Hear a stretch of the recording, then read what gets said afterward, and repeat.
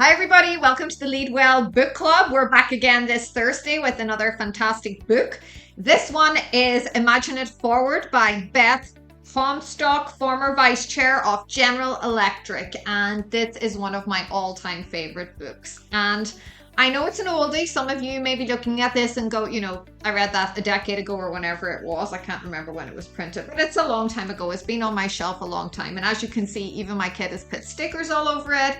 There's lots of dog-edged pages and highlights. And I have gone back and read this book quite a few times.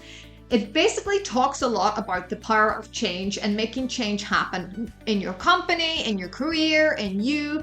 Mainly, in an organization, how to bring about change and how to not be afraid to bring about change, which I think is one of the big things in lots of organizations where they say they want to innovate or, are open to change and divergent thinkers, but really they're not. So this book really gives yourself permission to be this change agent and to lead the charge and lead the change. So some of the amazing quotes from the book I'm going to read out, but please do read this book if you have not already. So Beth explains, change is a messy, collaborative, inspiring, difficult, and ongoing process, like everything meaningful that leads to human progress. I think that just sums it up so brilliantly that, if we really want to innovate and we really want change to come about, then it's not always going to be, a linear road and all clean around the edges, definitely is not.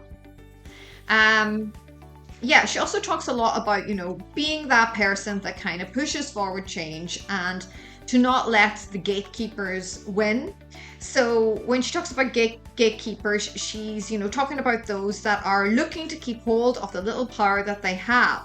They see divergent thinking and action as threatening. They bank on our desire for approval.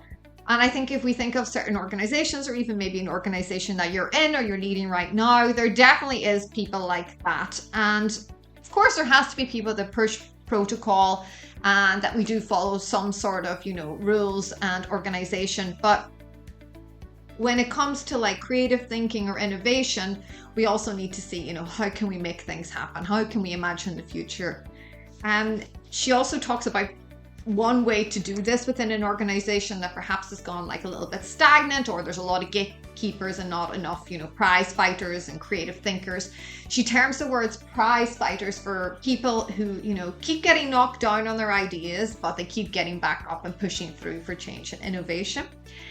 So one suggestion she has for bringing, new thinking into an organization for fighting for change is bring in a spark, an outsider who challenges the team to think differently. Be the spark. Okay. So let me just call out a few other things that I have tagged here. Here's another one that I really love and really want to call out. So she basically talks about a situation where she was in a boardroom and I think it was the CEO of the time. I can't remember exactly who it was at the time, but basically they started calling out the business plan and the strategy ahead and the different numbers, involved in that. And one of the key things that was kind of found in this meeting is, well, all those numbers you wrote on the board, what do people have to believe in for all those numbers, for all those things to happen? And I think we often find this within leadership teams and within, core leaders, is that they might be amazing. I'm thinking of somebody in my head right now. I obviously won't say names, but they might be absolutely amazing with numbers and great at putting a strategy on paper. But then how do you rally the troops? How do you, take those numbers and bring it, into something meaningful, into actions? How do we translate those numbers to people and translate them to something that employees can believe in? So I think that's quite powerful and an important thing to remember as a leader. Okay, let me just grab another few things from this book that I absolutely love. This one. To be innovative, you have to learn to be comfortable with some level of maybe. I have worked in several organizations where they have said, we want you to help lead a new product or a new service offering, or want you to come up with a new product or a new service offering in this particular area. But they want it to be perfect before you've done any kind of trial or error or played around with it, or even had the time to be a bit creative with it. So, yeah, you definitely have to be comfortable with some level of maybe and some level of failure in order to really truly innovate. Okay, let me see a few other things.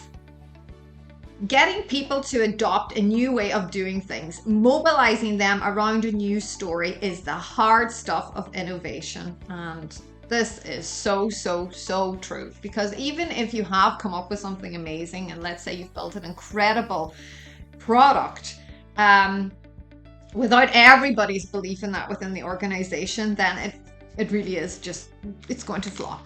So yeah, it's really about building the power of belief in something, the story around something, internally first, and then of course externally as well.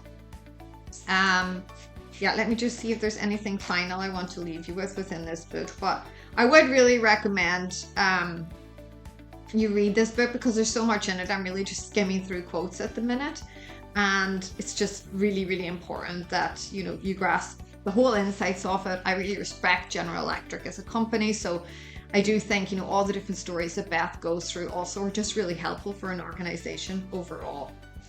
I'm going to leave you with this one. The pace of change is never going to be slower than it is today. And this book was written back when, gosh, I don't even remember now the print date. As I said, I should have checked that, but it's still valid today if you think about it. Really, it's always just going to get faster. It's never going to be at the pace it is today. Look, I even have a little torn page. Oh, I hate when my books tear.